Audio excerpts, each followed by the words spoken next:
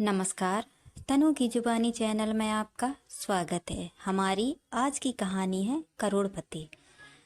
इस समय भी वह लिफ्ट के पास खड़ा इशारे से किसी न किसी को अपनी तरफ बुला रहा होगा, या फिर कैंटीन में बैठा अपने ताज़ा रचना जोर जोर से पढ़ रहा होगा। जिसने भी उससे आंख मिलाई उसी की तरफ उंगली इशारा करके अपनी तरफ बुलाएगा और भर्राई हुई आवाज़ में कहेगा, मैं आपको एक शब्द दूंगा, आप इसका मतलब किताबों में ढूंढना, किसी पढ़े लिखे आदमी से पूछना।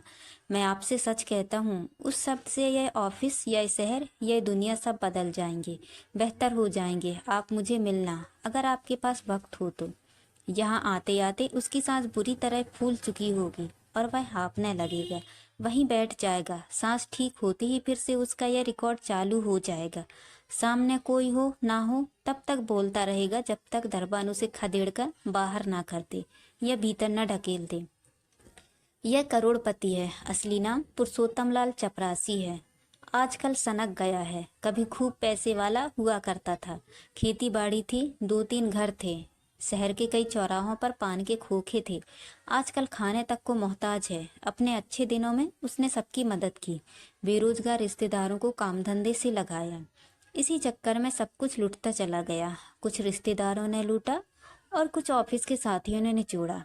अपने पैसों को वसूलने के लिए करोड़पति सबके आगे गिड़गिड़ाता फिरा। नतीजा यह हुआ कि वह सनक गया। बहकी बहकी बातें करने लगा। जब पी लेता है तो और भी बुरी हालत हो जाती है। कभी गाने लगता है तो कभी जोर जोर से बोलने लगता है। भगवान जाने कितना सच है या ना जाने लोगों की उड़ाई हुई बातें हैं।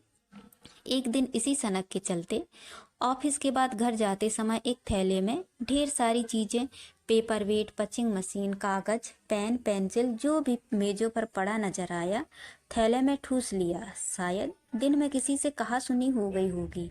उसी को जोर जोर से कोसता हुआ बाहर निकला तो दरबान ने यूं ही पूछ लिया, थैले में क्या ले जा रहे हो करोड़पति? तो उसी से उलझ गया। ऊंच नीच बोलने लगा। दरबान ने उसे वहीं रोक लिया और रिपोर्ट कर दी, करोड़पति सामान चोरी करके ले जा रहा है।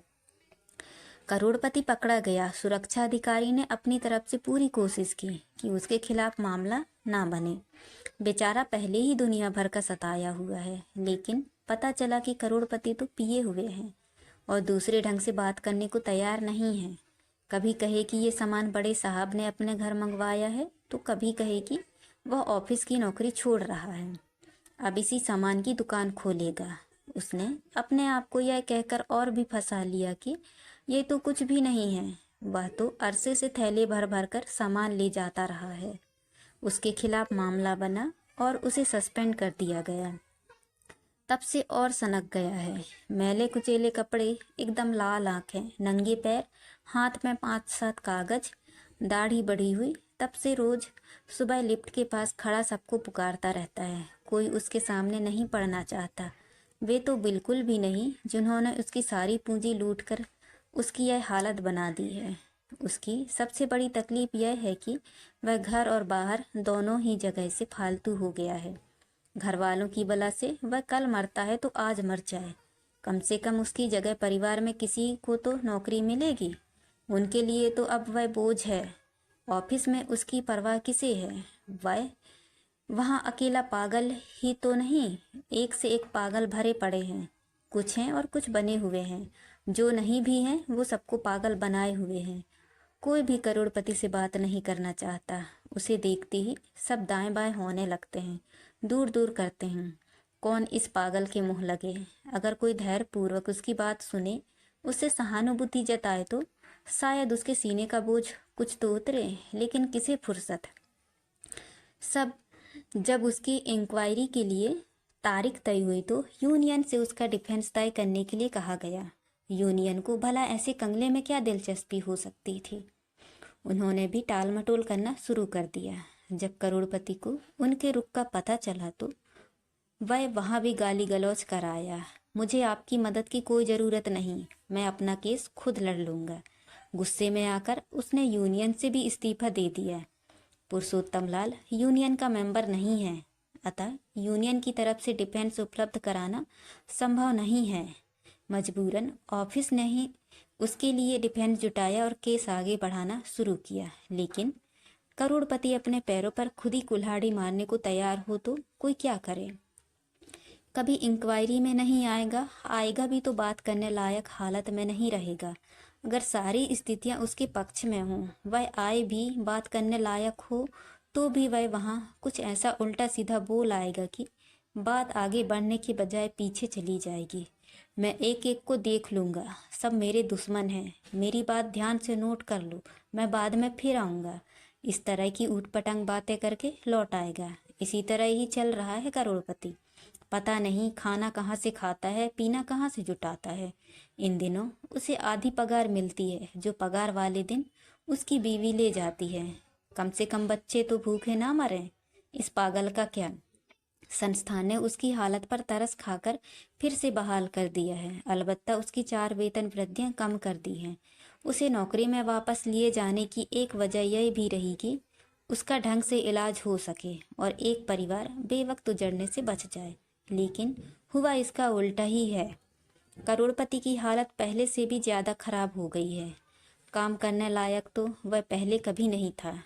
इधर उसने 2-3 नए रोग पाल लिए हैं। आजकल वह बात बात पर इस्तीफा दे देता है। कभी उसे गाने का शौक रहा होगा, कुछ एक फिल्मी गीत याद भी रहे होंगे, उन्हीं में से कुछ शब्द आगे पीछे करके ले आता है। टाइपिस्ट सीट पर बैठे भी नहीं होते हैं कि सिर पर आ धमकता है, इसे टाइप कर दो। अभी किशोर कुमार इसे गाने वाले हैं, वे स्टूडियो में इसकी राह देख रहे हैं। वे नहीं गाएंगे तो मैं खुद गाऊंगा। और वह वही शुरू हो जाता है। भर्राए हुए गले से करोड़पति गा रहा होता है और सब खी हंस रहे होते हैं। पिछले हफ्ते उसे सस्पेंशन की अवधि की बकाया रकम मिली है। उसी पैसे से पी जा रही दारू का नतीजा है यह। अगर टाइपिस्ट ये तुकबंदी टाइप करने से मना कर दे, कैंटीन से चाय मिलने में 3 मिनट से ज़्यादा लग जाए, कोई बिल एक ही दिन में पास ना किया जाए तो वह तुरंत इस्तीफा दे देता है। बेशक अगले दिन उसके बारे में भूल जाए और किसी और बात पर कोई नया इस्तीफा दे दे। कई बार उसके 5-7 इस्तीफे जमा हो जाते हैं, जिन्हें डायरी क्लर्क एक किनारे जमा करती रहती है। जहाँ तक उसके इलाज का सवाल है, करोड़पति को डॉक्टर के पास ले जाया जाता है। उसकी तकलीफ बताई जाती है, दवा भी मिलती है, लेकिन खाने के लिए तो करोड़पति को एक और जन्म लेना पड़ेगा। करोड़पति लापता है। पिछले कई दिनों से न घर पहुंचा है और ना ही ऑफिस ही।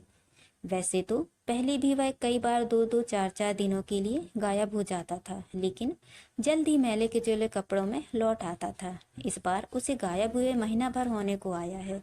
उसका कहीं पता नहीं चल पाया है। इस बार पगार वाले दिन उसकी बीवी उसे ढूंढते हुए ऑफिस आई।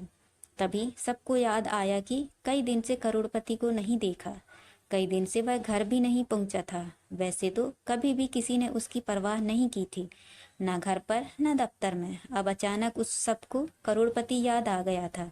बीवी को पगार वाले दिन उसकी याद आई थी, बल्कि जरूरत पड़ी थी कि आधी अधूरी जितनी भी पगार है करोड़पति से हस्ताक्षर करवा ले जाए। अगली पगार तक करोड़पति अपने दिन कैसे काटता था, क्या करता था, यह उसकी सिरदर्दी नहीं थी। बेशक कर्जे वसूलने वाले भी पगार के आसपास मंडराते रहते थे कि उसके हाथ में लिफाफा आते ही अपना हिस्सा छीन ले, लेकिन उसकी बीवी की मौजूदगी में कुछ भी वसूल नहीं कर पाते थे। अलबत्ता बीवी को ही डरा धमका कर 150 निकलवा पाए, यही बहुत होता था। वे भी अब परेशान दिखने लगे थे।